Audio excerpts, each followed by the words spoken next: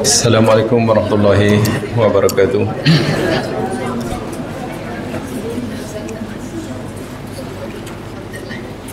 Alhamdulillah rabbil alamin wa bihi nasta'in ala umuri dunya waddin. Salatu wassalamu ala asyrafil anbiya al mursalin wa ala alihi wa ashabihi wa atba'ihi ila yaumiddin.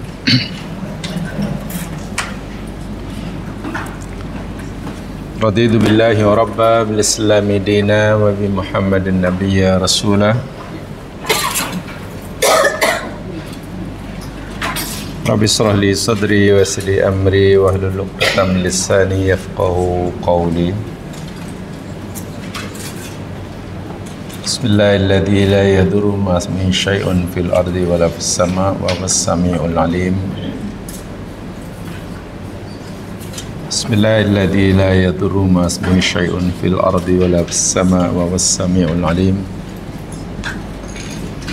Bismillahilladzi la yadurru ma'a ismihi syai'un fil ardi wa la fis sama' wa huwas sami'ul 'alim. Amin ya rabbal alamin.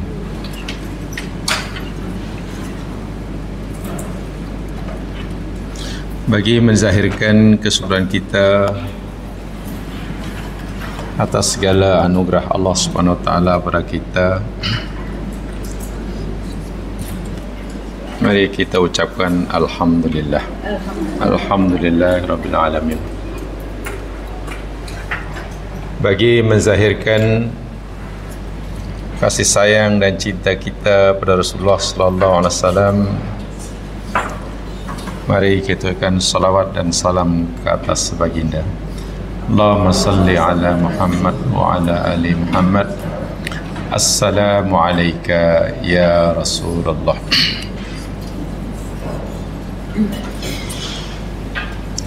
InsyaAllah kita akan teruskan siri tadabbur kita Suratul Kahfi. Minggu lepas kita telah bersama ayat yang ke-7 dan ke-8.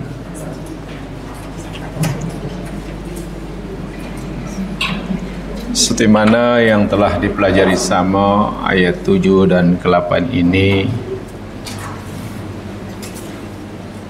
samping ianya sebagai peringatan yang keras daripada Allah kepada hambanya terhadap fitnah dunia dan isinya, ianya juga merupakan tasliyah, hiburan yang Allah berikan kepada Nabi sallallahu alaihi wasallam ketika Nabi ditolak ajarannya oleh orang-orang kafir, dimusuhi, disakiti, bahkan diperangi dengan segala kemewahan yang Allah anugerahkan kepada mereka. Seakan-akan Allah memberitahu pada nabinya melalui ayat 7 dan 8 ini, wahai Muhammad, kamu tak payah terlalu risau, tak payah terlalu sedih hingga kamu ingin membinasakan diri kamu karena mereka tak percaya. Biarkan mereka menikmati rezeki yang aku berikan pada mereka. Ya, paling lama sehari dua, lepas tu aku jadikan rezeki mereka sa'i dan juruza. Kenikmatan yang kami berikan pada mereka, rezeki yang kami berikan pada mereka, hakikatnya ia sebagai linabluwakum ayyukum ahsanu amala, sebagai ujian, tak lebih daripada itu. Apa saja yang Allah berikan kepada hambanya di dunia, bumi, langit dan isinya, dan segala fenomena yang berlaku di alam semesta, yang kita suka ke kita tak suka ke, semuanya sama, ianya sebagai balaun, ujian. Sehat ujian, sakit ujian, senang ujian, susah pun ujian. Untung banyak ujian, lingkup pun ujian. Ini adalah diyakini benar kerana tidak mudah kita merasa diuji oleh Allah bila kita senang, sehat, mewah, jarang merasa diuji. Baru merasa diuji oleh Allah bila sakit, susah, timpa musibah, barulah Allah sedang menguji saya. Bila sihat walafiat, nampaknya Allah sedang cinta saya. Itu maknanya kita berfikiran perasan. Bukan betul, itu perasan namanya. Allah kata, aku ni bagi kamu sakit ke, sehat ke, senang ke, susah, aku nak uji kamu. Kenapa kamu hanya merasa aku mengujimu? Hanya kerana bila kamu sakit. Bila sehat, kenapa kamu tidak merasa aku uji kamu? Apa kamu fikir kamu akan lebih mudah lulus ujianku bila aku uji kamu sakit? Sedangkan biasanya ramai yang gagal bila Allah diuji dengan kesenangan. Ingat ni ayatnya. Liyabluwakum ayyukum ahsanu amala. Secara umum, siapa yang dinyata oleh Allah paling baik amalnya ketika diuji dengan kesenangan? Kesenangan ujian, kesusahan pun ujian. Siapa orang yang Allah katakan paling baik amalnya ketika diuji dengan kesenangan?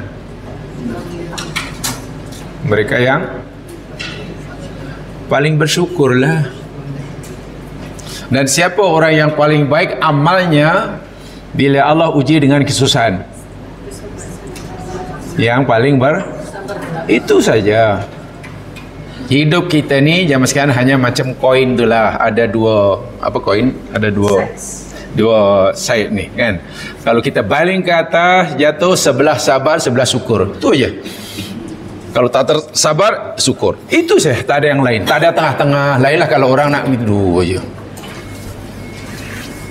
Ada kalanya kita mesti bersyukur, ada kalanya kita mesti bersabar. Itu saja.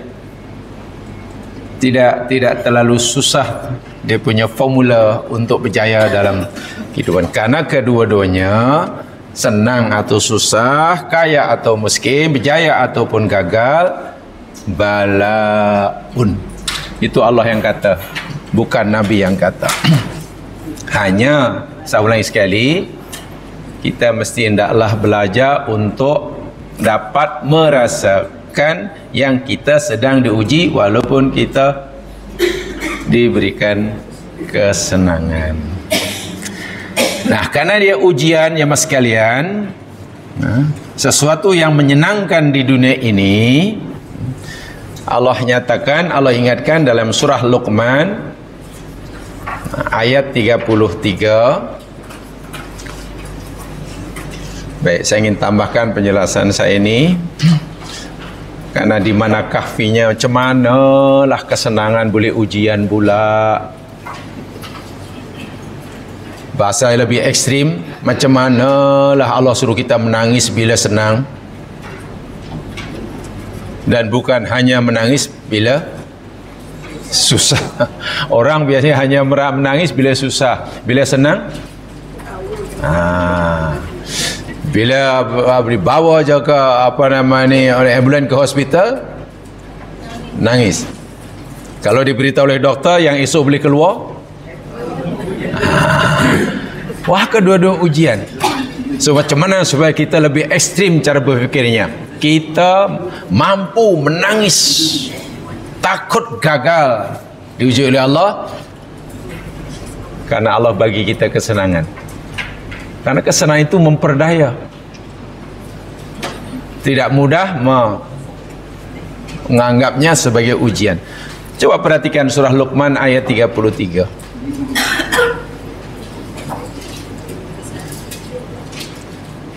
A'udzu billahi minasy syaithanir rajim. Keratan surah Luqman 33. Fala taghurrannakumul hayatud dunya wala yaghurrannakum billahil gharur. Fala taghurrannakum, maka jangan sekali-kali memperdayakan, menipu kamu al-hayatud dunya. Apa tu? Al-hayatud dunya, supaya lebih mudah sentiasa mengingat dan menjadikannya panduan. Al-hayatud dunya maknanya la lazitata. Janganlah sekali-kali memperdayakan kamu atau kamu diperdayakan oleh lalazitata. Yang tak tahu tanya sebelah, apa itu lazitata? Saya tidak mau mengulangi. Wala yaghurnakum billahil gharur. Dan jangan sekali-kali memperdayakan, menipu kamu billahi, akan Allah al-gharur, oleh tipu daya. Oh, baru cari ayat berapa? Ayat 32 campur 1.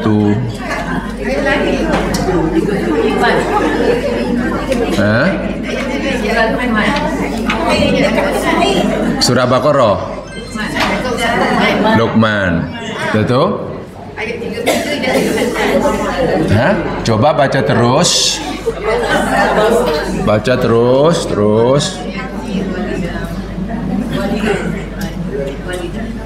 Sampai habis? Nah, itulah. Saya tahu puncanya. Biasanya orang hanya tengok muka, belum tengok belakangnya. Oh, silap rumah. Wah, kalau masuk gate-nya pun tahu, oh betul rumahnya. Tengok ya, jangan sekali-kali lalazitata, memperdayakan kamu atau menipu. Baik, pertanyaan saya, lalazitata itu menyeronokkan atau tidak? Lalazitata menyeronokkan? Buat kita senang ke tak senang? Suka tak suka? Lalazitata suka kan? So macam mana benda yang kita suka, benda yang membuat kita gembira, tapi Allah kata itu menipu kamu tu. Cuma macam mana tu? Itu menipu tu. Kita suka benda itu, kita seronok karenanya, kita merasa senang dengannya, tapi Allah ingatkan, ingat itu tipu kamu. Sebab itu jangan sekali-kali kamu terpedaya. Baik, bagaimana maksudnya agaknya ni? Kalau jamaah tengok umpamanya ladang kebun yang luas, menghijau, dan itu tak lama lagi menjadi milik kita, suka tak suka? Suka. Kalau jamaah tengok katalah apa namanya pakaian yang cantik terbaru, suka? Suka. Kan semua membuat kita suka kan? Pertanyaan, kenapa benda yang kita suka, yang fitrah kita suka, Allah ingatkan dia itu menipu kamu tu. Jangan terpedaya. Di mana agaknya aspek potensi menipunya dunia dan isinya ini? Agak-agak kita ingin tahu kahfinya kan, sebab ini kahfi kan.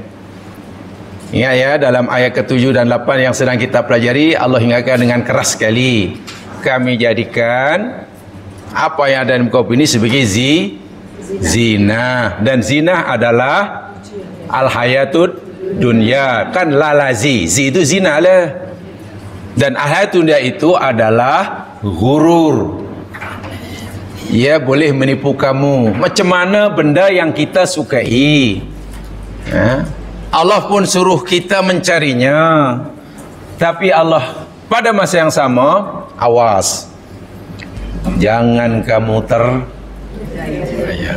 Begini jamaah sekalian, banyak jawapan yang diberikan, tapi saya coba sampaikan apa yang saya ketahui, yang saya pelajari dahulu ketika belajar ayat ini. Ini hanya pengalaman lama ya. Dan saya yakin nanti jamaah lebih faham daripada saya, jadi kalau kurang tepat penjelasannya tolong betulkan. So ini kahfinya. Ini penjelasan syarat saintifik. Baik. Tadi saya katakan kalau kita melihat sesuatu yang cantik, yang baik, kita suka tak suka? Suka ya. Cantik kan? Tengok pokok cantik, tengok barang itu cantik, tengok rumah cantik, kan cantik. Tapi tahukah jamaah sekalian, cantik itu pasal apa? Pasal kita hanya nampak luaran, tidak melihat hakikatnya. Hakikatnya sebenarnya tidak cantik. Saya nak beri satu contoh. Kalau jamaah tengok kulit kita yang licin, masih gebu, seronok tak seronok? Seronok. Licin, gebu, putih, melepak. Seronok ya? Coba jamaah ambil mikroskop, teropong kulit itu. Suka tak suka? Pasal apa? Ya, kita melihat jauh. Coba dekatin. Ini ada makanan tersedap, termewah, termahal. Menyantapnya luar biasa. Ada mertua lalu belakang pun tak nampak. Pasti puas. Oh, aku puas makan sedap ni. Kita melihat dengan mata kita. Ambillah mikroskop yang boleh membesarkan saiznya sekian puluh ribu kali ganda. Makanan yang paling sedap yang kita nak makan tadi, lalu teropong dah. Tak lalu nak makan, mungkin sudah mulai ada ulat ke apa yang tak nampak. Tengok. Dan itulah hakikat yang kita lihat yang cantik-cantik ni. Sebab itu kalau kita mencintai selama-lamanya, iya. Coba sesekali buatlah. Ambil mikroskop, lalu tengoklah lidah anak kita. Macam mana rupa dia? Menakutkan ya sekalian. Sangat menakutkan. Itu baru mungkin mikroskop yang biasa, belum yang tercanggih. Itu bahasa mudahnya. Rupa yang kita lihat yang nampaknya cantik tidak menggambarkan hakikat yang sebenarnya. Bila kita melihat lebih dekat, lebih dalam, itu baru dilihat dengan mata fizikal. Bagaimana kalau orang melihatnya dengan mata rohani? Itu kita melihat benda-benda itu dengan mata fizikal ini. Itu pun sudah berubah bentuknya. Bagaimana orang-orang yang hatinya suci melihatnya bukan dengan mata kepala, tapi dengan mata hati. So melihat dunia pasti menakutkan, pasti menjadi bebanan. Sebab itu orang-orang dahulu, sahabat Nabi, begitu senang sekali membelanjakan harta bendanya kerana tahu menurut hati mereka tidak ada nilainya dibandingkan dengan ganjaran yang Allah sediakan di akhirat sebagai penggantinya.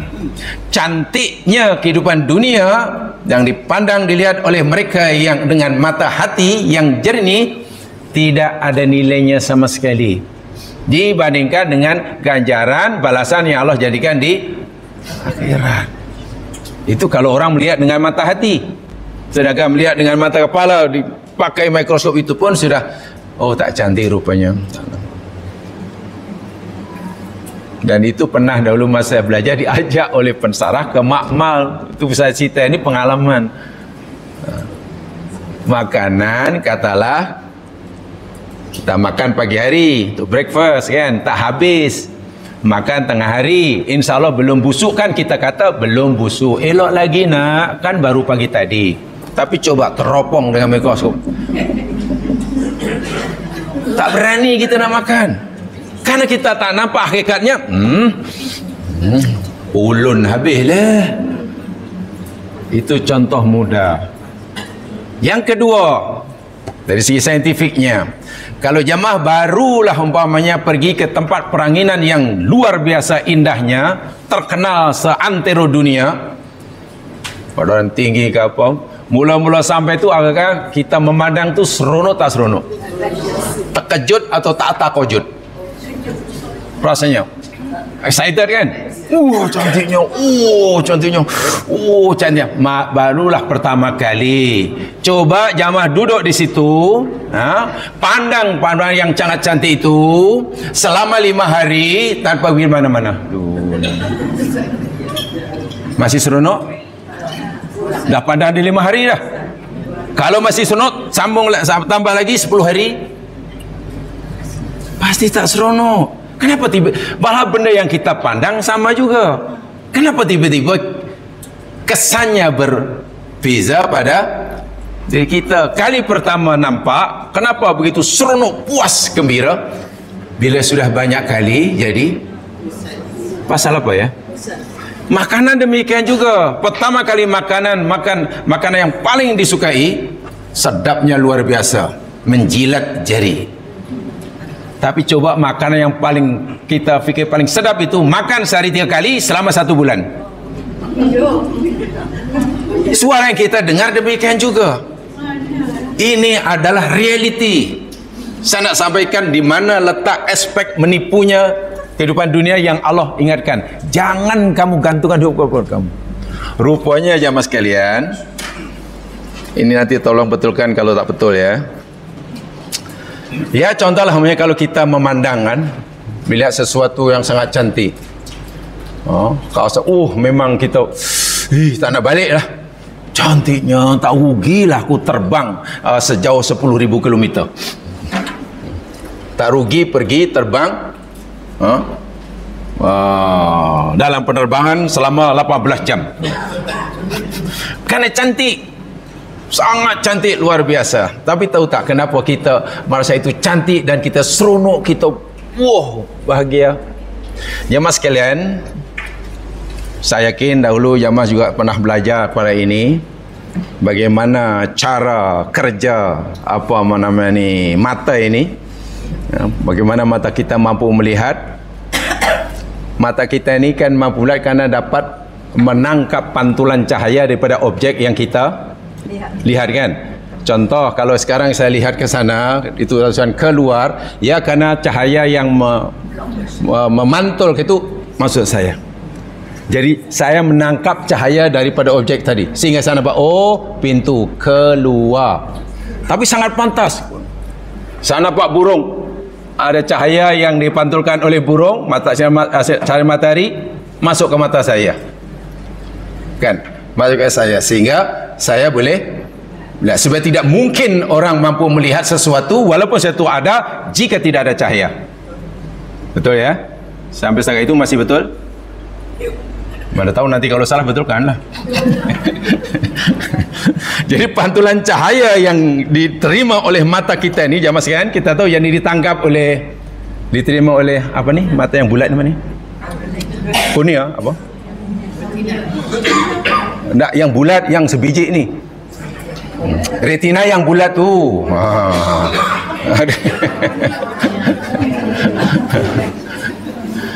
Yang ni masuk itu kemudian difokuskan kepada retina mata kita. Ni yang bulat, yang titik yang paling tengah sekali tu. Masuk ke tu kepada pupil kan? Yang hitam tu, yang apa? Ya, pupil, yang pupil masuk kepada pupil. Hitam tu pupil, yang tengah tu yang coba jamaah perhatikan mata kita tengah tu mesti ada lagi bola yang kecil lagi. Jadi cahaya tadi difokus ke situ. Cahaya. Ini masih cahaya ni. Kemudian terus dituan kepada lens kita, lensa mata kita sampai ke dalam. Ya sekalian, di lens kita mata ini ada satu yang dipanggil al-mustaqbalat ad-dawiyah dalam bahasa Arabnya. Al-mustaqbalat ad-dawiyah ni apa ya kalau bahasa bangsar? Fotoreseptor. Fotoreseptor bahasa Arabnya al-mustaqbalat. Jadi di retina ini apa namanya, cahaya yang difokuskan tadi, di situ retina kita memiliki fotoreseptor yang ini mengubah cahaya tadi menjadi gelombang-gelombang elektrik, electrical wave. Boleh bertukar menjadi maujatud kahrubaiyah. Jadi cahaya diubah oleh retina mata kita, ditukar menjadi gelombang elektrik. Dan gelombang elektrik yang diantar oleh mata kita ke otak bagian paling belakang sekali. Namanya al-fassul qadhali. Fassul qadhali, atau mungkin kalau jamaah istilahnya yakni occipital lobe. Occipital lobe yang otak bagian belakang tempat memproses image tadi. Di situ paling gelap, sehingga cahaya yang ditukar menjadi gelombang elektrik masuk ke occipital lobe, diproses, lalu keluarlah image, tulisan keluar tadi di tulisan. Jadi sebenarnya tulisan keluar tu saya nampak bukan di sana. Itu ada dalam belakang, otak belakang ni, occipital lobe di situ. Semua saya nampak kuda, bukan di sana kuda yang nampak, karena ada di sini gambar.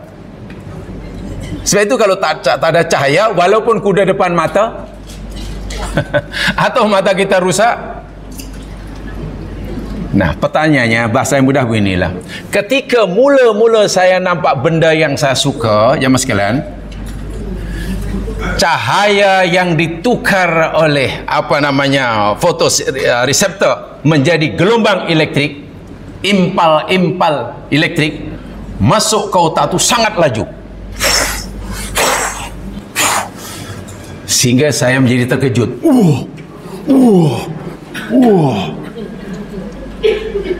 Betul tak? Kalau mula-mula kita tengok mesti betul. Karena sangat laju. Perubahan diubah apa cahaya menjadi gelombang elektrik. Electric wave itu sangat pantas, sehingga otak terkejut. Tapi kalau kita melihat sudah terlalu lama, aliran gelombang elektrik yang masuk otak untuk diproses di otak bagian belakang, occipital lobe itu sudah menjadi perlahan. Jadi gelombang itu jadi perlahan, sehingga kita pun sudah, oh iya cantik, lama-lama bosan. Betul, suara demikian juga, makanan demikian juga. Kita terkejut karena gelombang elektrik masuk dalam otak yang nak memproses objek itu sangat pantas. Tapi bila dah lama tengok, lama dengar, lama merasa, selalu rasa, akhirnya dah jadi jadi apa ya? Ya, contohlah mula-mula kita pegang ais ya mas kalian, duduk tiba-tiba letakkanlah seketul ais, macam mana? Terkejut atau tak terkejut? Sejuk ataupun biasa? Sejuk kan? Tapi coba pegang biasa lama selama 5 minit rasa. Kenapa tiba-tiba kita kurang merasa sejuk? Adakah aisnya yang menjadi panas, atau kita sebenarnya sudah biasa? Deria kita ni macam itulah kerja dia. Panca indera kita kerja dia seperti itu. Mula-mula aja terkejut tu karena semua objek yang diterima oleh deria kita diantar oleh otak, ya, dan diproses di sana merupakan setelah ditukar menjadi electrical wave. Mula-mula terkejut, laju, lama-lama biasa. Bila biasa, tengok pandangan yang mula-mula sangat dikagumi, bila di situ sudah 1 minggu, ingin balik atau nak tengok ya salam, ingin balik.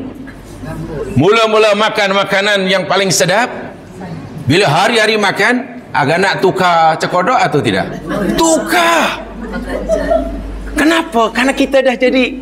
Nah, inilah yang Allah katakan. Jadi sebenarnya kesenangan kita terhadap harta benda itu kesenangan yang palsu. Mula-mula je lama-lama. Lama. Mula-mula pindah rumah, Masya Allah, seronoknya luar biasa. Maklum, mula-mula pindah rumah baru. Sekali dah lah 58 tahun, apalah, tak apalah, dah tidur je lah. Macam kapal pecah pun biar je lah kan. Iya. Itu kajian saintifik dan itu kahfinya. Kenapa Allah kata ingat, dunia itu memperdayakan kamu. Al-hayatu dan memperdayakan. Cantik, betul. Kamu tertarik? Iya. Tapi jangka masa tertariknya kamu, terpesona kamu pada dunia itu hanya dalam kiraan saat saja. Dalam kiraan jam, dalam kiraan hari. Lepas itu kamu bosan. So itu orang yang mewah hidupnya, hotel mewah mana yang tak pernah duduk, sudah. Pakaian apa yang tak pernah pakai yang paling mahal, sudah. Kendaraan apa yang perlu dituangi, sudah. Tapi lambusan, akhirnya mana? Ingin cari kepuasan. Ya, pinjamlah jala nelayan di tepi laut. Lalu bergayut-gayut di laut. Seronok rupanya. Makan jagung bako. Ya gitu. Bukan orang tak berada. Kenapa bertukar-tukar? Itu tadi. Karena yang kesenangan yang kita perolehi daripada al-hayatud dunya ini hanya sementara. Mudah membosankan karena hakikatnya tidak seperti itu. Kalau nak tahu hakikatnya atau lebih hakiki, itu tadilah. Nak tengok makanan paling sedap, sebelum makan teropong dengan mikroskop. Pinjam, posong. Jangan makan yang biasa ya, yang moden. Yang nanti rupa makanan itu dah tak macam makanan. Apa ni? Dan mungkin sudah mulai ada benda yang bergerak-gerak. Halus. Itulah dunia. Tiba-tiba kita jadi tak minat. Itu tak boleh disangkal. Itu dah memang macam tu dah. Secantik apapun, itu baru kita, saya ulangi, itu baru kita melihatnya dengan mata kepala, mata kasar, mata fizikal. Bagaimanalah orang-orang soleh yang hatinya suci, hatinya penuh dengan pancaran nur ilahi, melihat dunia, melihat kehidupan itu dengan mata hati, bukan mata ini. Jadi Allahu Akbar, luar biasa ya, luar biasa. Itulah sebetulnya dunia yang Allah nyatakan ia adalah apa? Mata'ul ghurur. Apa dia? Apa yang aku ciptakan bagi kamu di dunia ini, ia adalah cantik, tapi ia mata'ul ghurur. Allah kata mata maknanya kesenangan, ghurur yang memperdayakan, kesenangan yang memperdayakan, sesuatu yang boleh membuat kamu seronok, senang, tapi memperdayakan. Hakikatnya apa saja yang kita rasa ke, apa lidah ke, hidung ke. Dahulu pernah saya cerita, dan itu pengalaman orang ya, pengalaman orang, tapi saya tanya, saya pernah cerita dahulu.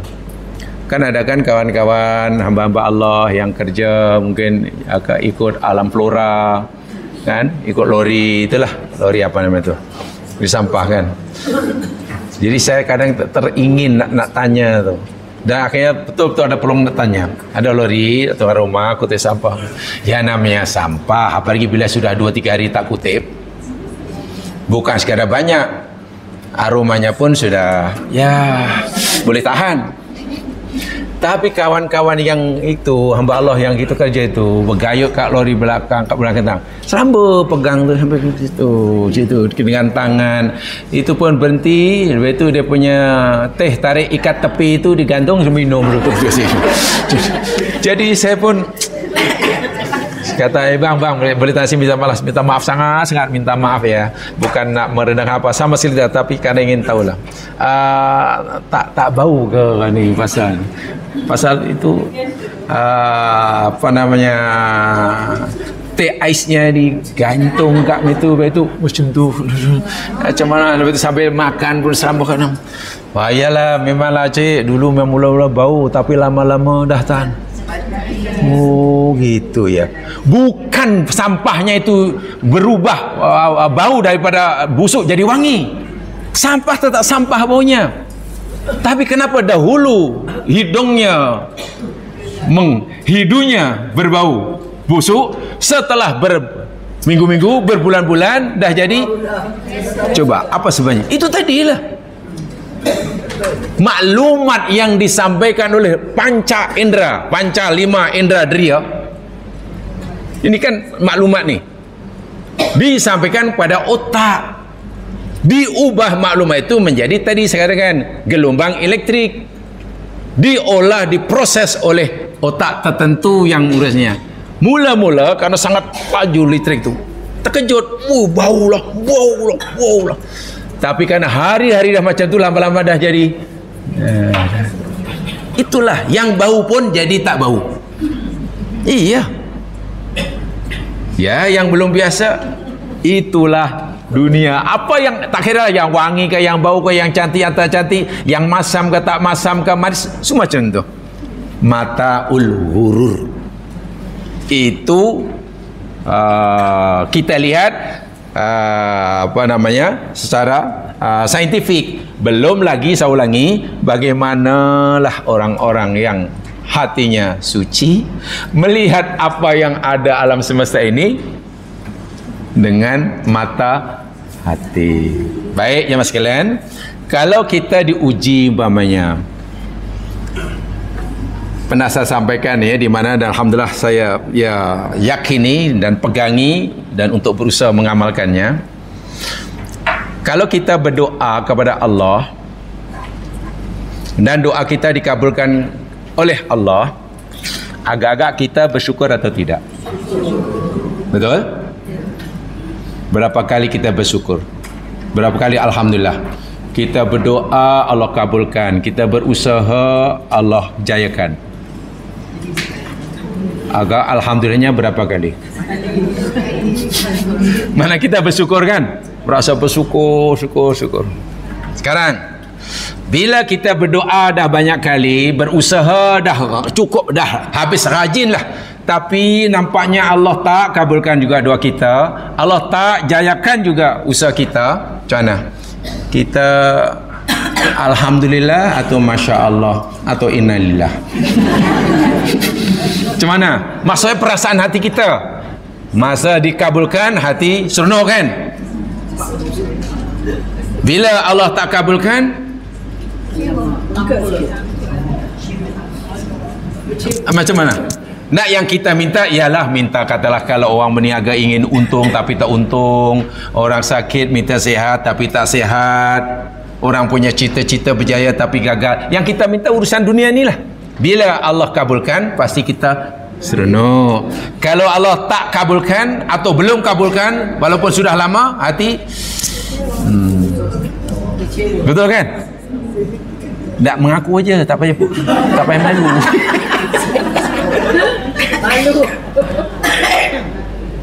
Kena jujur. Kita tak seronok kan? Ya maklumlah, itu kan yang kita sebenarnya melihat dunia itu hanya dengan panca indera. Atau kalau kita melihat dunia pun dengan hati yang belum suci manapun. Ulama salafus soleh jemaah sekalian, dalam satu kitab diceritakan, saya lupa nama, pasal ramai yang itu, dia kata apabila Allah kabulkan doaku, aku akan bersyukur kepada Allah, aku akan ucap alhamdulillah kepada Allah. Dan apabila Allah tidak kabulkan doaku, Allah tidak jayakan usahaku, aku akan bersyukur berkali-kali ganda. Kita pasti bingung memahami itu. Allah kabulkan, bersyukur. Allah tak kabulkan, bersyukur kali ganda. Lalu ditanya, Syekh, macam mana ni Syekh begitu? Kalau dikabulkan bersyukur tu patutlah. Ini Allah tak kabulkan bersyukur banyak kali tu pasal apa? Oh begini, jika doaku dikabulkan oleh Allah, maknanya Allah akan memberikan pada aku sesuai dengan kemauan dan kehendak aku. Bila aku minta kepada Allah dan Allah tak kabulkan, maknanya Allah berikan pada aku sesuai dengan kehendaknya. Apa yang Allah berikan pada aku sesuai dengan kehendak Allah, itu jauh lebih baik daripada apa yang Allah berikan pada aku sesuai dengan. Itu hanya boleh lihat dengan mata hati je sekian. Ya Allah syukur, ya Allah terima kasih, ya Allah rupanya engkau pilihkan yang terbaik, ya Allah. Kalau dah macam memang susah orang terpedaya dengan dunia. Susah.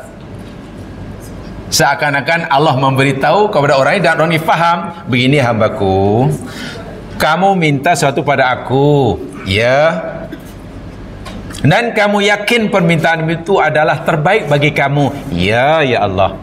Tapi kamu tahu tak, sebenarnya kamu minta itu bukan yang terbaik buat kamu. Aku ada sesuatu yang lebih baik daripada yang kamu minta, tapi aku tak berikan kepada kamu sekarang. Itu perlu keyakinan yang luar biasa aja mas. Kalau tak ada keyakinan, kita akan kata, ya Allah tak apalah, yang penting apa yang aku minta sekarang, yang lain tu tak. Bukan begitu ya, bukan begitu. Inilah ya mas sekalian ya. Jadi Allahu Akbar, kita hendaklah belajar untuk melihat apa yang ada di alam semesta ini, bukan hanya dengan mata, kepala atau panca indera, tapi hendaklah kita menggunakan hati nurani. Ya, mata hati dipanggil basirah. Kalau mata kepala apa ya? Mata yang ada dua ini apa namanya bahasa Arabnya?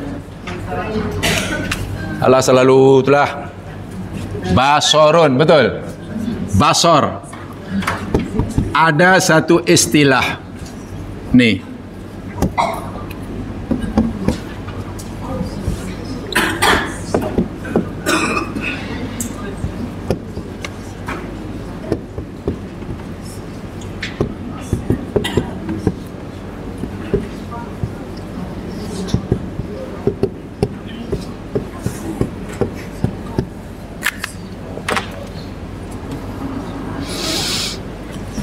ya, saya bagi makeup sekali supaya senang baca.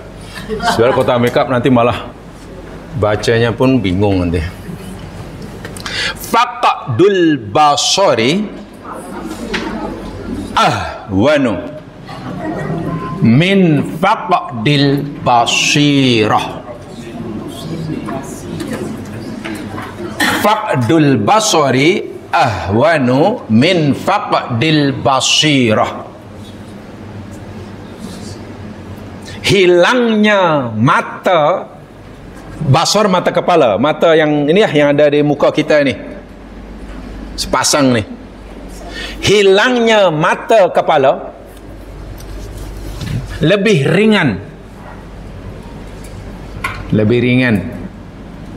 daripada hilangnya mata hati. Basirah mata hati.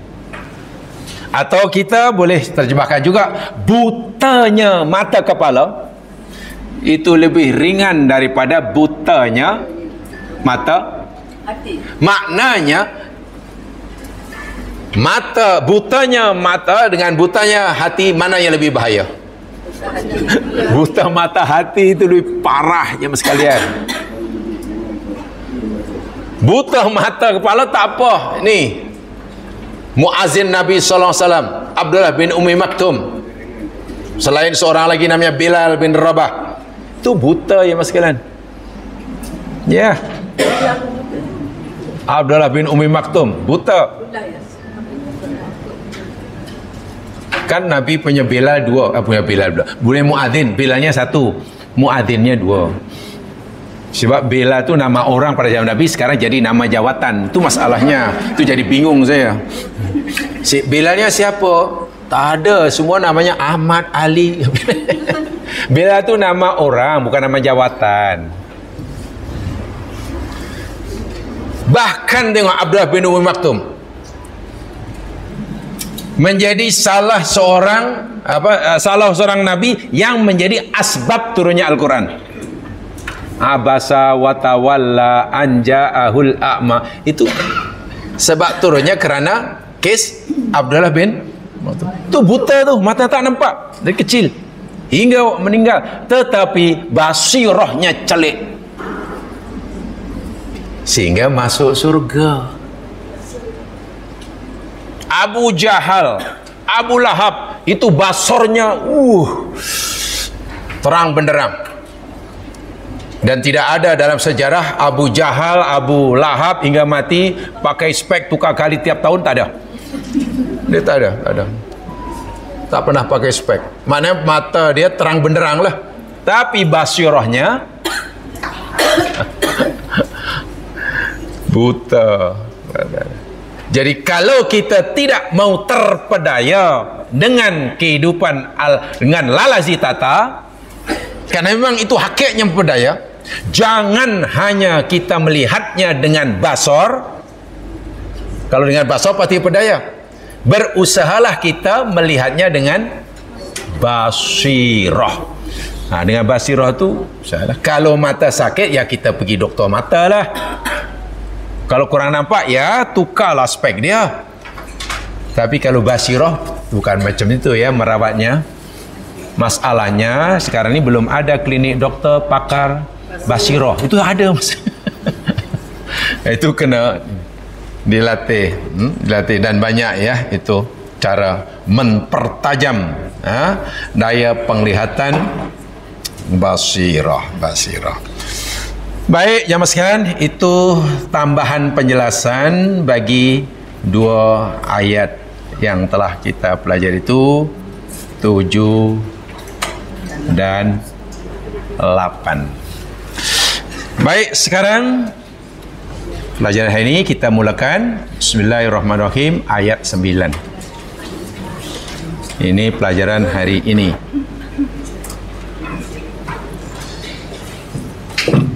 Nampaknya kisah Ashabul Kahfi baru dimulakan dalam ayat 9. Surah Kahfinya bermula daripada ayat 1. Ini cerita Ashabul Kahfinya. Bermula ayat 9. Am hasibata anna ashabal kahfi warraqimi kanu min ayatina ajaba. Bahkan adakah, ini istifham ya. Ini istifham, huruf yang diguna pakai untuk bertanya. Adakah? Faedahnya bukan nak tahu jawapan, tapi faedahnya yakni nak mengingkari fahaman atau anggapan mukhatab. Saya ulangi, istifham ini, adakah ini, yang bertanya bukan nak tahu jawapan daripada mukhatab, tapi yang bertanya menafikan, mengingkari anggapan, keyakinan mukhatab. Dan itu mungkin tak ada dalam bahasa Melayu, apa yang namanya itu? Kalau dalam bahasa Arab dia mungkin istifham ingkari. Kan biasanya kalau kita istifham tu nak tahu jawapan kan? Awak nak gimana? Apa khabar? Itu istifham kerana nak tahu. Ini bukan nak tahu, nak dia yang bertanya menafi apa yang difikirkan oleh mukhatab. Itu. Bagaimana penjelasannya nanti. Adakah hasibta, engkau menyangka wahai Muhammad? Makna asal menyangka, tapi karena diikuti dengan anna menjadi, artinya berubah menjadi yakin. Adakah engkau yakin anna, sesungguhnya ashabul kahfi, ashabul kahfi, penghuni gua. Ashab yang daripada sahib, penghuni atau pemilik lah ya, yang mendiamilah. Warraqim, dan raqim, nanti penjelasannya apa itu raqim. Kanu, adalah mereka itu ashabul kahfi dan juga ar-raqim, min ayatina, daripada ayat-ayat kami, ajaba. Apa tu? Yang mengkagumkan, yang aneh, yang ajaib, yang mengherankan. Jadi begini, seakan-akan Allah dalam ayat inilah berfirman kepada Nabi dan juga kepada umatnya, hai Nabiku, hai umat Nabiku, adakah kamu yakin, kamu fikir bahwa Ashabul Kahfi, peristiwa yang dialami Ashabul Kahfi itu adalah ayat kami yang menakjubkan kamu, yang mengherankan kamu? Jawaban kita iya atau tidak? Adakah peristiwa Kahfi itu sesuatu yang menakjubkan? Jawabannya betul ya? Iya. Tapi Allah menafikan. Seakan-akan begini, jangan kamu fikir peristiwa di Ashabul Kahfi itu sesuatu yang menakjubkan. Tak. Itu biasa-biasa saja, kata Allah. Karena ada ayat-ayat kami yang jauh lebih dahsyat, lebih menakjubkan, lebih mengkagumkan daripada peristiwa yang dialami oleh Inilah makna tu. Saya yakin kebanyakan kita mungkin bahkan mendapat penjelasan begitu. Ashabul Kahfi ada cerita yang paling dahsyat. Allah sendiri dalam memulakan kisahnya menafikan. Jadi kalau maknanya dibalik, ayat ini bermaksud kamu jangan fikir, kamu jangan anggap bahwa peristiwa dialami oleh Ashabul Kahfi itu adalah sesuatu yang luar biasa, yang dahsyat, yang bukan. Betul itu ayat kami, kata Allah, tapi bukan ayat kami yang paling dahsyat. Bahasa mudahnya itu biasa-biasa saja ayat kami.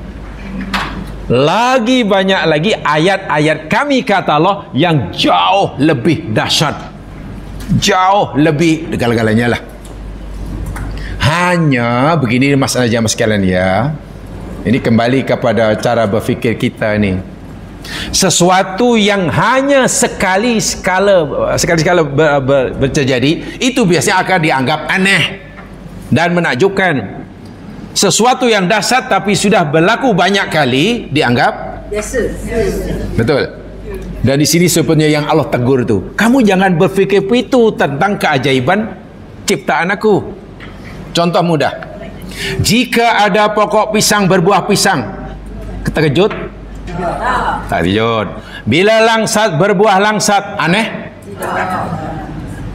Bila cili tiba-tiba rasa manis, ada CNN datang nak meliput, jadi berita yang dahsyat? Tak ada kan? Tapi bila ada pokok pisang dia berbuah durian, nah di sinilah kita. Bila pokok pisang berbuah durian, pasti akan ajaban atau tidak? Ajaban. Aneh kan? Aneh karena baru pertama kali. Jadi sekarang kalau mulai Januari depan, 1 Januari kata Allah takdirkan pokok pisang berbuah durian, saya yakin dunia huru hara. Tapi coba mulai 1 Januari hingga 100 tahun akan datang, setiap pokok pisang berbuah durian. Maknanya bukan berlaku sekali, tapi sudah 3 generasi semua. Oh, ini pisang. Aneh atau aneh? Nah inilah yang Allah tegur kepada kita ini. Betul, apa Ashabul Kahfi aku kendaki, aku tidurkan selama 3 abad lebih, dan tidak ada orang hambaku yang aku tidurkan seperti itu. Sebab itu bagi kamu itu paling aneh. Kamu tidak melihat, kamu tidur tiap malam itu benda tak aneh. Wah, tidur kita mampu tidur, mampu jaga. Masa tidur kita hilang memori kita, jaga balik lagi. Itu benda yang luar biasa anehnya. Tapi hanya karena semua mengalaminya dan banyak kali menjadi tidak. Bagaimana kalau esok pagi tiba-tiba semua cili manis dan tebu jadi pedas? Pasti semua mesti terus sedekah banyak-banyak karena dikira dah dekat kiamat. Masjid penuh dengan orang jamaah. Office semua kosong karena tak mau kerja karena tanda kiamat sudah datang. Pasal apa? Cili sudah. Tapi coba kalau cili itu manis selama-lamanya. Okey, tak ada masalah. Inilah kelemahan iman kita. Ini yang Allah tegur dalam ayat ini. Kamu jangan melihat keajaiban ciptaan aku seperti itu. Maknanya kamu jangan imun terhadap keajaiban. Benda itu aneh, tetap aneh. Ajaib, tetap ajaib. Kenapa kita tidak menganggap ajaib, aneh, hebat? Setiap malam boleh tidur, boleh jaga, boleh tidur, boleh jaga. Masa tidur pula jantung tetap bekerja, berfungsi. Kenapa tidak menganggap aneh apa cili, pedas, tebu, manis? Kenapa baru anggap aneh bila ada cili berbuah rambutan? Inilah yang saya kata tadi, jadi macam apa ya? Rupanya iman kita pun macam mata tadilah. Seronoknya sekejap, terkejutnya terkejap. Macam lidah merasai makanan. Sebab itu Allah kata bukan begitu. Sepatutnya kalau kamu menganggap, meyakini peristiwa yang dialami oleh Ashabul Kahfi yang aku takdirkan aku hendaki tidur dalam jangka sangat lama itu benda yang ajaib, kamu pun hendaklah menganggap kemampuan kamu tidur tiap malam, jaga tidur malam, turunnya hujan, kan, berterbangannya lalat dan sebagainya, itu pun benda yang tapi kenapa kamu lihat itu macam biasa ya, tak ada benda pun. Inilah, dan ini sering berlaku seperti itu. Allah tegur melalui ayat ini, melalui ayat ini. Ya, contoh itulah. Wah, semua itu berlaku dengan kehendak Allah. Dan bila suatu berlaku kehendak Allah, bagi kita semuanya mesti mengkagumkan. Walaupun bagi Allah benda itu biasa-biasa saja. Sebab innama amruhu idza arada syai'an ayyakul lakum. Ini cara Allah mendidik iman hambanya. Bahasa yang lebih mudah, hai hambaku, janganlah kamu hanya kagum akan kekuasaan aku ketika aku menciptakan cili jadi manis, tapi kamu tak merasai, tak mengakui kehebatan aku ketika aku kehendaki cili pedas. Faham ya maksudnya? Begitu. Itu istifham ingkari. Saya bacakan apa kata Imam At-Tabari. Yaqulullahu ta'ala, dzakara Nabi sallallahu alaihi wasallam, Allah Subhanahu wa taala berfirman, mengingatkan, menegur nabinya sallallahu alaihi wasallam, am hasibta ya Muhammad, adakah kamu fikir an ashabal kahfi raqim kan min ayatin ajabah? Adakah kamu fikir, kamu yakin bahwa peristiwa di alam Ashabul Kahfi dan Raqim itu ayatku yang sangat-sangat ajaib, yang dahsyat? Fa inna ma khalaqtu minas samawati wal ard wa ma fihinna minal ajaib ajab min amri Ashabil Kahfi. Sedangkan apa yang aku ciptakan di langit, di bumi, yang besar, yang kecil, peristiwa yang berlaku di antara wilayah setiap saatnya, turunnya air hujan, berterbangannya binatang-binatang, bintang-bintang yang bertaburan, minal ajaib ajabu min amri Ashabil Kahfi. Itu adalah ayat-ayat kami yang jauh lebih dahsyat, jauh lebih menakjubkan daripada peristiwa Ashabul, kata Imam At-Tabari. Betul cara Imam Tabari. Bukan maknanya kita tidak boleh menganggap peristiwa seperti itu tidak ajaib, bukan begitu maksudnya. Tapi jangan kita anggap itu yang paling ajaib, gitulah. Sehingga yang lain seakan macam biasa. Kita boleh cakap benda biasa. Kita boleh menghidu, boleh membezakan rasa bau busuk, bau wangi, benda biasa. Lidah boleh membezakan rasa manis, rasa biasa. Bukan, itu lebih dahsyat kata Allah. Tapi kenapa kamu tidak terpegun kepada yang seperti itu? Masya Allah. Wa hujjati bi kulli dzalika thabit ala wal musyrikin ala min qaumik. Dan hujah-hujah aku, kata Allah, untuk meyakinkan manusia bahawa aku ni satu-satunya Tuhan yang bersembah atas orang musyrik, sangat nyata lagi jelas, kata Imam At-Tabari. Jadi ayat ini maksudnya Allah bukan memberitahu kita tentang peristiwa Kahf itu tidak ajaib, memang ajaib dan aneh, tapi bukan yang paling ajaib, bukan yang paling menakjubkan, gitulah. Selain itu ini terciptanya bumi dan langit jauh lebih ajaban. Masalahnya ya mas kan, macam mana ya nak menyadarkan diri kita bahwa terciptanya lalat itu pun sebenarnya sangat-sangat ajaib, menggerunkan kita. Jadi kalau kita gerun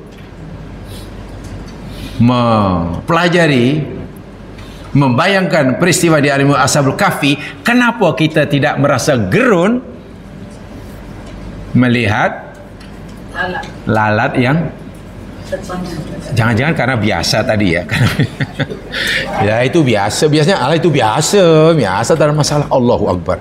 Ini yang Allah tegur dalam ayat ini. Ingat, ayat ini menegur kita dari aspek ini. Allah kata jangan begitu. Cara berfikir kamu itu tak betul. Allah kata iman kamu itu belum sebagaimana yang aku maukan.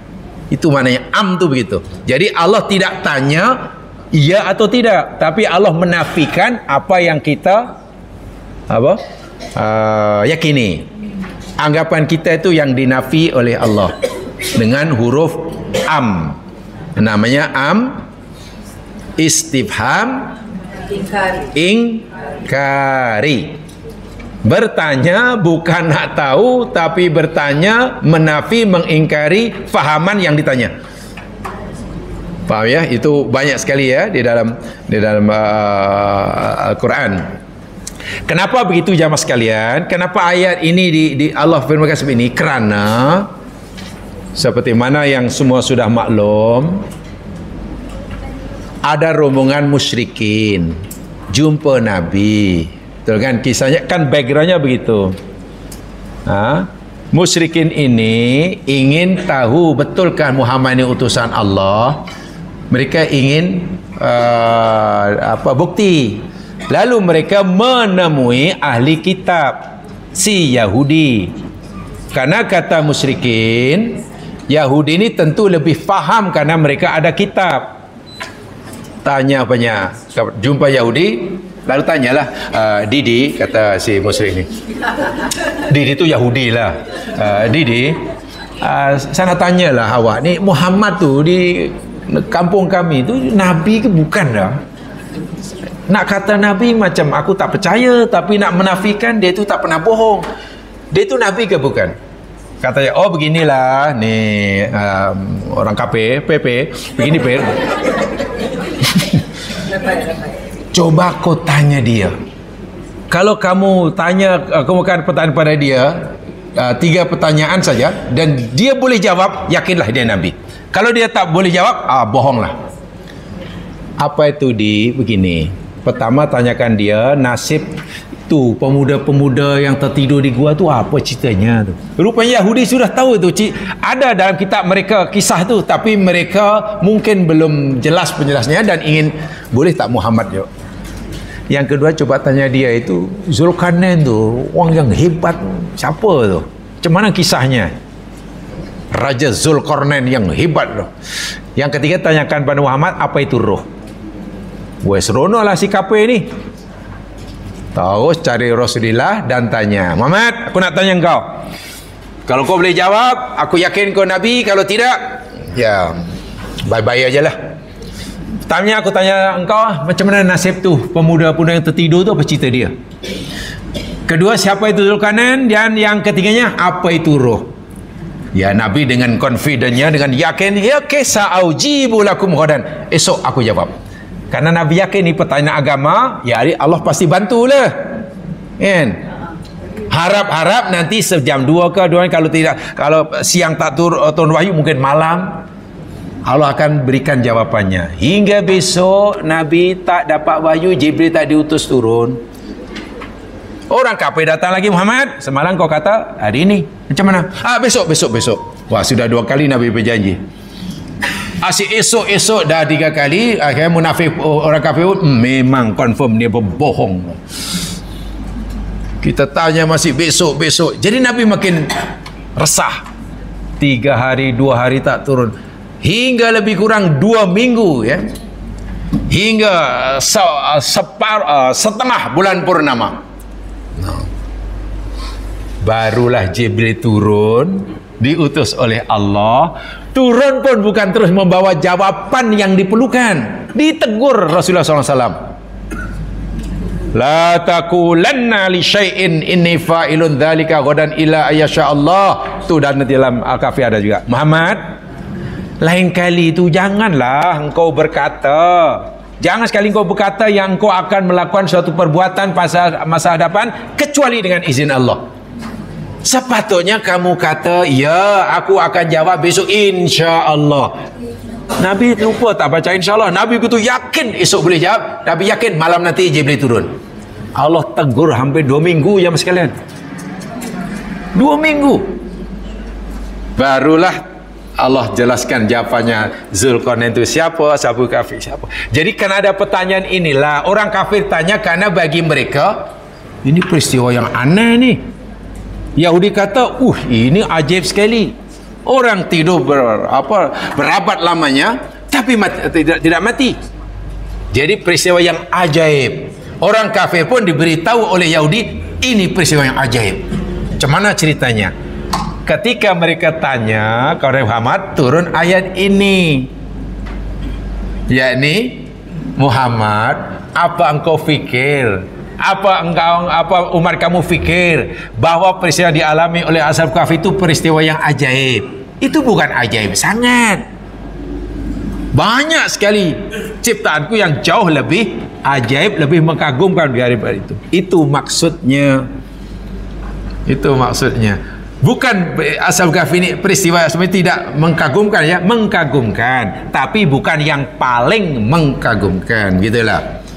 Bukan tak hebat, tapi bukan yang terhebat yang tiap hari kita tengoklah.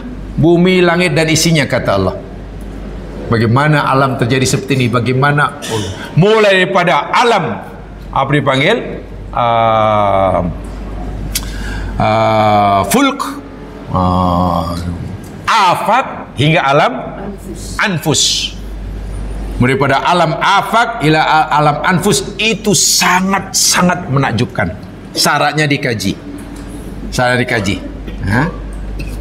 Afak, alam mikrokosmik hingga mikrokosmik, itu paling dasar. So faham ya? Jadi ayat ini soalnya ini teguran ya mas sekalian. Allah nak memulakan ceritanya dengan teguran kepada hambanya, imam mukmin, dan lebih-lebih si kafir. Ya, teguran ya, jadi bukan sekadar memulakan, bukan Allah memulakan cerita al-kisah sahdan adalah ini diceritakan, bukan. Kita yang nak disampaikan cerita ni adalah ditegur dahulu. Ingat. Masya Allah. Jadi cara Allah mendidik kita agar iman ini meningkat itu dengan cara yang Masya Allah keras nih. Kalau kita belajar balaghah, ayat sebenarnya struktur ayat ini sangat keras, teguran yang sangat keras sebetulnya. Ya, kalau dalam ilmu balaghah lah, susunan seperti ini sangat keras, teguran yang keras. Tapi karena mungkin kita kurang memahami, yaitu untungnya kita kurang memahami. Kenapa saya untung? Kita tidak merasa ditegur dengan keras, kan bagus kan? Coba kalau kita faham, terkejut kita, iya Allah kerasnya Allah menegur. Karena kita bertuah beruntung karena kurang memahami sehingga tidak merasa wah keras sungguh nih. Ya, karena kita pun akhirnya kita baca pun kan tak merasa ditegur kan. Ya am hasibata anna ashahan ayatina ajaba. Ya tak apalah, ya kita kena beruntung juga. Betul ya Mas Yan, kalau kita tadabbur, kita betul-betul membuka diri kita, menjernihkan jiwa kita, membaca Al-Quran tumpul dan seakan kita hendak bercakap dengan Allah dan kita ingin merasakan Allah bercakap dengan kita. Wih, takut baca ayat betul. Kalau kita mau Allah bercakap-cakap dengan kita, bacalah Quran. Jika kita ingin nak bercakap dengan Allah, solatlah. Solat itu mana kita ingin bercakap dengan Allah. Baca Quran mana kita mau Allah bercakap dengan. Sekarang kalau kita baca Quran dalam solat baca Qurannya panjang, mana kita betul-betul dialog dengan Allah lah tu. Khusyuknya luar biasa. Saya tak ingat yang lain.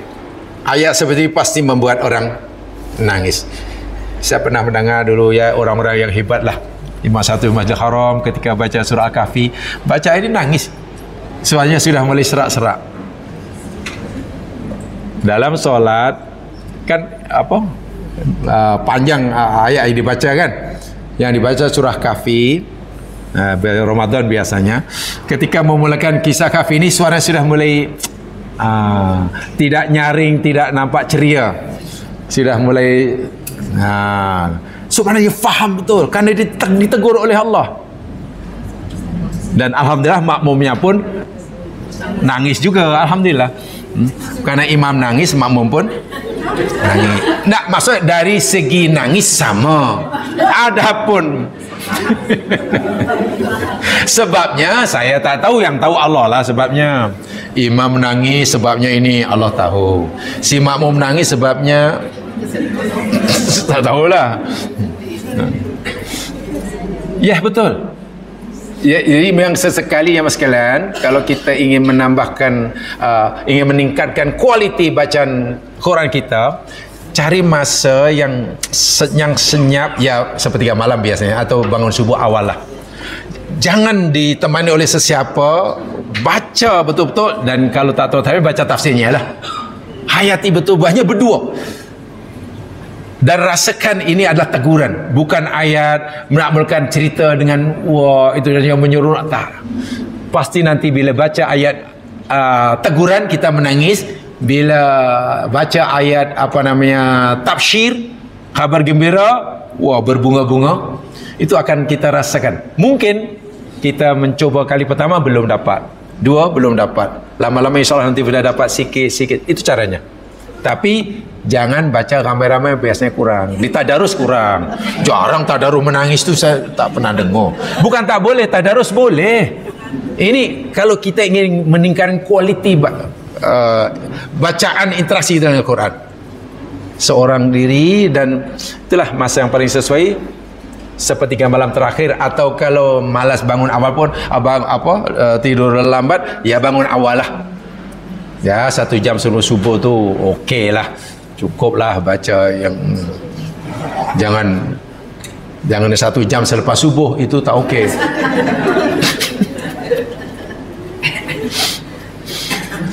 Jadi Masya Allah, al-hasibta ya Muhammad anna sahabat kahfi wa rakim kanu ma'adina ajabah innahum laysu bi'ajab min ayatina. Sesungguhnya peristiwa yang dialami ashabul kahfi ini bukanlah ayat-ayat kami yang paling menakjubkan, bukan. Fama khalaqnahu fil kauni min ayatin idham asyaddu ajaban mimma hasibuhu. Demi sesungguhnya apa saja ciptaanku yang aku ciptakan di bumi, langit dan isinya, itu adalah ayat-ayat kami yang jauh lebih dahsyat, lebih mengagumkan daripada apa yang mereka sangka. Maksudnya, mafhumnya, kalau kita tertarik untuk mengkaji, mencari kehebatan kuasa Allah dalam kisah Ashabul Kahfi, hendaklah kita juga lebih tertarik mencari, memakai kedahsyatan kuasa Allah pada alam ciptaannya, begitulah. Bila tertarik mengkaji sejarah Al-Kahfi, ya tertariklah mengkaji alam semesta. Dan dalam Quran banyak sekali, apalagi Allah bersumpah dengan alam semesta, ciptaan biasanya dengan sumpah, kan ya sekalian. Ada tak dalam Quran wa ashabil kahfi atau wal kahfi? Ada. Demi gua. Ada? Tak ada. Tapi kalau wasyamsi ada? Demi matahari. Allahu Akbar. Wal qamari wan najmi was samai. Kalau Allah bersumpah, kalau apa-apa ciptaan dijadikan sumpah, itu maknanya Allah suruh kita memberikan perhatian yang lebih, tumpuan yang lebih. Dalam Quran tidak ada wal kahfi. Tak ada. Bukan maknanya tidak ajaib. Iya. Tapi Allah kata, kenapa tidak yang lebih besar-besar itu? Tapi mungkin karena kita hari-hari tengok matahari terbit terbenam, ya macam apalah, nah, biasalah. Tapi kenapa ya hari tiba-tiba cerah pula? Tak biasanya mendung. Bahari asyik mendung aja. Susah nak jemur. Nah, itu aja paling-paling itu. Matahari yang anugerah Allah, nikmat Allah, kuasa yang sangat besar, asyik jadi objek komplain aja. Iya apa, panas berdentum. Panas sungguh. Duduk rumah pun tak tahan berpeluh-peluh. Kena budak aircon, bil naik pula. Sekali mendung, matahari tak mau, malu menampakkan wajahnya. Ya pula asyik mendung aja. Tak tahulah. Wah, itu yang Allah kata, inilah bukti kuasa yang sangat dahsyat. Kita asyik komplain kepada itu. Tak tahulah sama ada salah pembelajaran kita atau salah kita, saya tidak tahu. Saya tidak tahu. Tapi terus teranglah pengalaman pribadi, mungkin zaman mengalami begitu. Dahulu masa belajar tafsir pun ayat Ashabul Kahfi itu kadang minta, ada sedikit, kami merasa waktu ada sedikit berlebihan memberikan tumpuannya. Dalam belajar tafsir dahulu, setengah pensara itu agak sedikit berlebihan ketika menjelaskan Ashabul Kahfi, berlebihan dari segi peruntukan masa. Wow, ayat itu masa begini.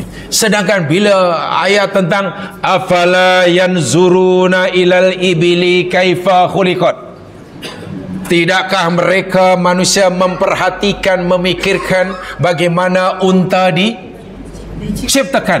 Itu biasanya masa yang diperuntukkan untuk menjelaskannya. Nah, kadang tak sampai setengah jam, lepas itu ganti ayat. Wah, kenapa ya? Kalau mungkin karena salah pembelajaran lah, sehingga ayat-ayat yang Allah suruh kita memikirkan unta dicipta taklah begitu penting, taklah begitu dahsyat menurut kita, kurang menarik daripada mempelajari ditidurkannya orang 3 abad lebih. Mungkin salah pembelajaran. Saya merasa mungkin lah. Saya tak kata orang pesara itu salah mengajar, mungkin karena itu silibusnya, wallahu alam lah. Ya, kita kena cari sendirilah. Wah, kalau baca ayat-ayat afala yanzurunal ibli kaifa khuliqat, tidakkah mereka perhatikan? Minta maaf ya kalau bahasa anak muda zaman sekarang, afala yanzuruna ilal ibli kaifa khuliqat tu, kalau gunakan terjemahan anak muda lah, lu tak fikir ke unta aku fikir? Coba lu fikir bagaimana langit ditinggikan, rufi'at. Tinggi itu maknanya dijauhkan ya, bukan tinggi maknanya rendah dan tinggi, bukan. Maknanya benda-benda langit, bumi lah, matahari lah, bulan lah, Jupiter lah, planet dan galaksi itu oleh Allah sentiasa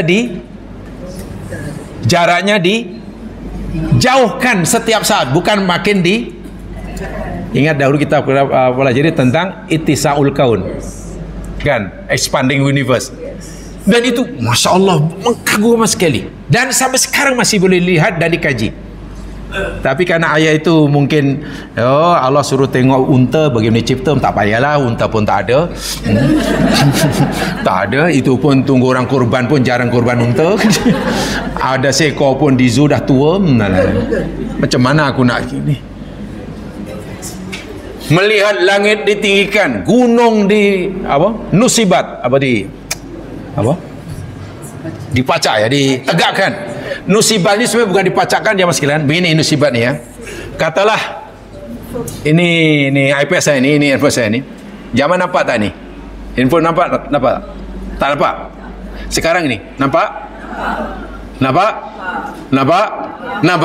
Nah, apa buatin nama nusibat? Gunung ganang asalnya tidak ada, sama sekali tidak ada. Tiba-tiba muncul sikit sikit sehingga lama-lama, sehingga ketika Allah cerita tentang Nusibat, gunung Nusibat itu bukan gunung itu gedebuk, ada begitu tidak, ada proses penciptanya sikit. Jadi karena pelanggaran tanah dahulu, ini teori yang di ini apa namanya, India dahulu dikatakan sebagai benua kecil. India dahulu bukan bagian Asia karena terpisah tanahnya jutaan tahun dahulu, bukan 100 tahun dahulu, jutaan tahun dahulu. Dia itu bergerak karena bumi ini bergerak, sehingga tanah India yang sangat besar itu menggerak, menghimpit benua Asia. Karena bumi ini berlapis-lapis macam kuih lapis. Bumi ini kan ada plat bumi kan, khasnya yang bagian luar sekali, yang dalam tak adalah. Nah karena berlapis-lapis, makan yang lapisan itu akhirnya yang bawah ke bawah, yang atas muncul. Yang muncul ke atas itu jadi bukit, yang ke bawah itu jadi kaki bukit. Dan kakinya biasanya yakni 3 hingga 5 kali panjang daripada yang nampak. Jadi kalau ada gunung katalah tingginya, katalah tinggi gunung itu 3 km, katalah tingginya 3 km, kaki dia 3 hingga 5 kali lebih panjang daripada itu. Himalaya sangat tinggi kan, panjaran apa nama Himalaya, Everest tinggi berapa kilometer tu? 8 ya, 8 kilometer lebih kan. Itu yang jadi kaki lebih panjang. Jadi proses penciptaan gunung dan menjadi situ sangat-sangat dahsyat, lebih dahsyat daripada Allah menidurkan hambanya 300 tahun. Begitulah maksudnya. Tapi karena itu kurang menarik, karena itu perlu kajian kan. Wah, Allah kata itu lagi dahsyat. Dan Allah suruh fikirkan, ilal ijibali kaifa nusibat wa ilal ardi kaifa sutihat. Kamu tak fikir ke bagaimana bumi yang kamu duduk itu kami bentangkan. Sathun itu rata. Bumi ini rata ya mas kan ya. Sebab itu kemana saja kita bumi, kita tidak akan jumpa tepinya. Bumi tidak seperti meja. Ratanya bumi tidak seperti meja. Kalau ratanya bumi seperti meja, mana kalau kita di tengah, kalau kita jalan lama-lama sampai ke tepi. Dan ini ada apa ya? Kalau bumi macam meja, kalau kita di tepi, sini apa? Bumi rata karena bumi bulat. Sebab itu kita pergi ke mana saja, bumi akan terasa seperti ini. Jamaah tinggallah di bumi di mana saja, bumi akan terasa seperti ini. Tengok ke sana macam itu. Rata karena bulatnya. Tapi kalau bumi macam meja, pasti tak terasa rata. Terasa rata bagi yang tinggal di tengah. Tapi bagi yang tinggal di tepi, ini jatuh mana dia? Dan proses terciptanya bumi luar biasa. Luar biasa. Angka menunjukkan, menurut kajian, bumi menjadi bumi sekarang ini sudah sempurna. Segala kemudahan telah disediakan untuk makhluk hidup. Memakan masa 13 tolak 5 berapa? 8 bilion tahun cahaya. 5 tahun bukan cahaya, 3 bilion tahun. The Big Bang sudah 13.7 bilion. Bumi dicipta, umur bumi sekarang, bumi kita ni umurnya baru 5 bilion tahun yang lalu. Wah, Big Bang sudah 13 bilion tahun. Maknanya 8 bilion selepas berlaku The Big Bang, baru bumi tercipta seperti sekarang. Sebelumnya bumi merupakan berbola gas yang sangat panas. Gas berpusing sangat panas. Panasnya luar biasa. Tidak ada tanah, tak ada pokok, tak ada. Dan itu, Masya Allah, luar biasa kejadian seperti itu. Itu baru bumi. Allah nyatakan penciptaan bumi, langit dan isinya jauh lebih dahsyat, jauh lebih mengagumkan daripada peristiwa yang dialami oleh Al-Kahfi. Memang itu dahsyat, tapi taklah sedahsyat mana Al-Kahfi. Tapi itulah, terus terang ya mas kan ya, mungkin karena kita dapat maklumat tak macam itu dulu ya. Saya merasakan tadi bila dulu masa belajar baca ayat belajar ini, di masa yang diperlukan untuk mempelajari itu agak lama. esok minggu depan ada lagi. Tapi bila bab ayat-ayat tentang was-sama'i wat-tariq, apa artinya? Was-sama'i demi langit, wat-tariq dan bintang Tariq. Tariq itu bukan bintang, Tariq. Itu aja biasanya, tak sudah, demi langit, Allah sumpah dengan langit dan bintang Tariq. Tariq yakni bintang yang katanya yang berjalan malam hari. Bahawa mana Tariq itu bukan nama bintang. Tariq adalah nama sifat bagi bintang. Nah, yang Quran kata yakni apa namanya? Yang kadang-kadang nampak, kadang tak nampak. Betul kan? Ada bintang yang sangat ajaib. Kadang-kadang nampak, kadang tak nampak. Agaknya bintang apa?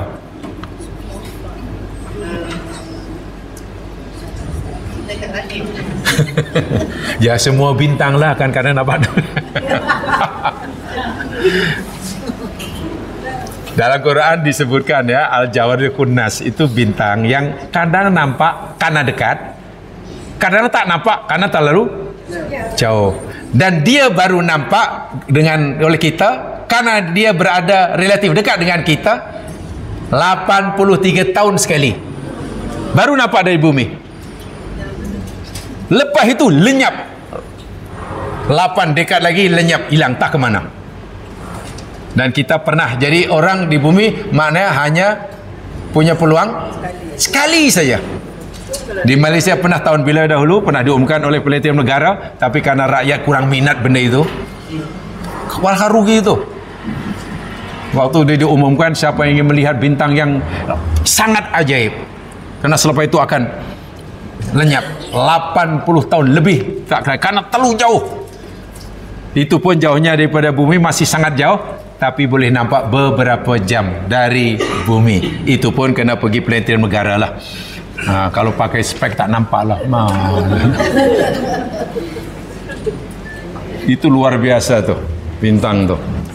Dan Quran sudah cerita, ada Quran jauh lebih ajaib daripada orang tidur tadi.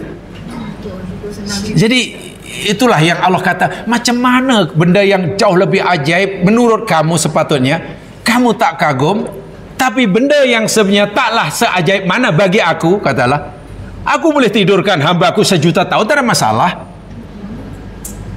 Tapi kamu anggap paling. Nah ini, jadi kita, saya apa ya? Ya belum tepatlah memperlakukan peristiwa yang ada alam semesta ini, belum sebagaimana yang Allah perintahkan. Dan itu kewajipan kita ya mas sekalian ya. Ada masa jamaah kaji sendiri. Usaha itu, sangat usaha. Ingat, Quran bukan hanya cerita surga dan pahala. Quran bukan hanya cerita neraka, surga, pahala, siksa, bukan. Quran ini cerita alam semesta. Iya, isi Quran ini kebanyakan isinya jadi cerita tentang alam semesta dan ciptaannya. Bahkan dalam Quran ada cerita semut. Ada si semut? Ada. Nyamuk? Nyamuk? Ada. Lebah? Ada. Apa tu? Laba-laba? Ada. Kenapa itu tak jadi tajuk pembicaraan usrah berciri-ciri ya?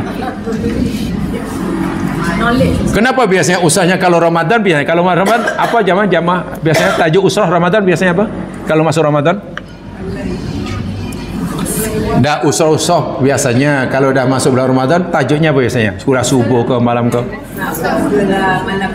Puasa kan? Puasa tarawih kini tuan-tuan, kali seolahnya ini nak tarawih 8 ke sebelum kini kan. Kenapa ya tak ada cerita semut bulan Ramadan? Kalau cerita semut nanti mungkin orang lari.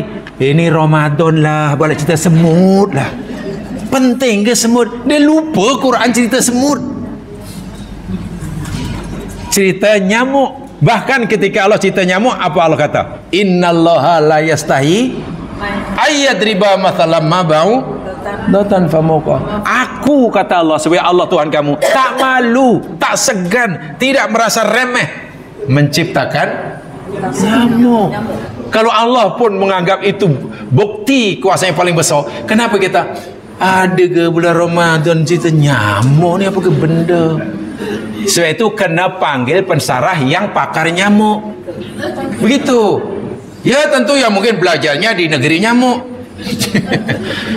Maksud saya terus terang ya Mas Yan, saya keinginan saya tidak semestinya aja Mas sekalian yang memberi kuliah-kuliah di masjid ini orang yang datang yang belajar di Timur Tengah secara pribadi. Karena Quran tidak boleh hanya difahami oleh mereka yang berbackground Middle East school saja kan. Mungkin ada ayat yang boleh difahami lebih mampu difahami oleh mereka yang belajar di Germany. Tapi caranya Muslim ya. Kenapa? Dia ambil jurusan nyamuk. Dahulu dia tesis pun tentang nyamuk. Dan dia menjelaskan tentang keajaiban nyamuk. Saya yakin akan mantap tuh. Saya yakin mantap. Kan dia Muslim juga. Tapi masalahnya mungkin ada yang tak membenarkan. Ini masjid lah, mana boleh tajuk nyamuk. Ini masjid. Wah, kawan tu baru tajuknya baca surahnya ayat nyamuk. Macam tak dibenarkan pula. Dia di sini sudah masih ada pengasingan. Kalau ini ilmu akhirat boleh di masjid. Kalau ilmu nyamuk, ilmu apa ya? Nyamuk ilmu apa ya? Nah ini jadi susah kalau macam tu cara memahaminya. Nabi menjadikan masjid Nabi sebagai kawasannya sebagai salah satu kawasan untuk Nabi train askarnya, berlatih senjata di situ. Tak ada masalah. Jadi kita ini kadang macam mana ya? Tak tahulah. Tak tahu. Saya kadang berfikir begitu. Khotib katalah, sesekalilah panggillah seorang, ya mesti Muslim lah, ya. Muslim tahu baca Quran, orang Melayu tahu baca Quran lah. Lalu campurkan khutbah, panggillah khotibnya siapa, pakar seorang neurologis. Dia itu pakar isi khutbahnya tentang keajaiban saraf otak. Saya ingat tak ada yang mengantuk jamaah, insya-Allah. Iya, insya-Allah. Coba kalau khutbahnya yang biasa-biasa saja. Nanti belum baca khutbahnya pun yang lain sudah. Sebab bagi dia, alah aku tak dengar pun tak rugi, dah sama je. Ini sebenarnya kena diubah, Mas sekalian. Kena diubah. Tapi masalahnya tidak mudah ya memberi peluang kepada pakar-pakar ini, pakar ilmu Allah nih. Untuk bercakap itu biasa kurang, kita belum biasa. Kan dia Muslim dan tentulah orang yang pakar nyamuk, pakar otak tidak akan cerita tentang halal haram lah. Karena bukan bidangnya kan. Insya Allah kalau itu boleh dibudayakan, generasi kita akan datang jauh lebih baik daripada kita. Saya yakin jauh lebih baik dari generasi sekarang. Lebih terbuka sehingga Quran benar-benar difahami setiap ayatnya, bukan ayat tertentu saja. Kita hanya berharaplah itu ya Mas sekalian ya. Baik, itu sebagai mukadimah penjelasan saya ini. Mudah-mudahan memberikan uraian dan tolong dicari penambahannya. Subhanakallahumma bihamdika asyhadu an la ilaha illa anta astaghfiruka wa atubu ilaik. A'udzu minasyaitonir rajim wal 'asri innal insana lafi khusr illa alladziina aamanu was shalihat tawassaw bil haqq wa tawassaw bis sabr. Assalamualaikum warahmatullahi wabarakatuh.